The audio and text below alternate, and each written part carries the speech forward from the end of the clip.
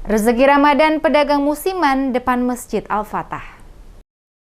Momen Ramadan ini dimanfaatkan para pedagang perlengkapan salat. Mereka menjajakan barang dagangannya di depan Masjid Raya Al-Fatah Ambon. Pantauan DMS Media Group di depan Masjid Raya Al-Fatah berjejer pedagang perlengkapan salat seperti peci, baju gamis, parfum, tasbih, sarung, dan perlengkapan lainnya. Abdullah, salah satu pedagang, memanfaatkan momen Ramadan dengan menjual berbagai kebutuhan aksesoris Ramadan. Diakuinya penghasilan yang didapat per hari kurang lebih mencapai 1 juta rupiah, bahkan lebih dibanding 2 tahun sebelumnya. Diutarakan sejauh ini belum ada peningkatan omset. Sebelum pandemi, setiap hari omset yang diraih sebulan mencapai 17 juta rupiah bahkan lebih. Meski buka sejak pagi pukul 4.00 sampai pukul 21.00 waktu Indonesia Timur, hasil penjualan masih rendah.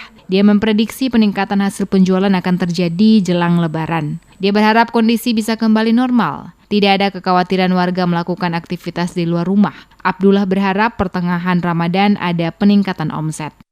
Dari tahun-tahun kemarin kita jual di sini, alhamdulillah dapat bersih, bisa dapat harga sekitar insya Allah sekitar 17 juta, 17,5. Berarti satu hari berapa pendapatan?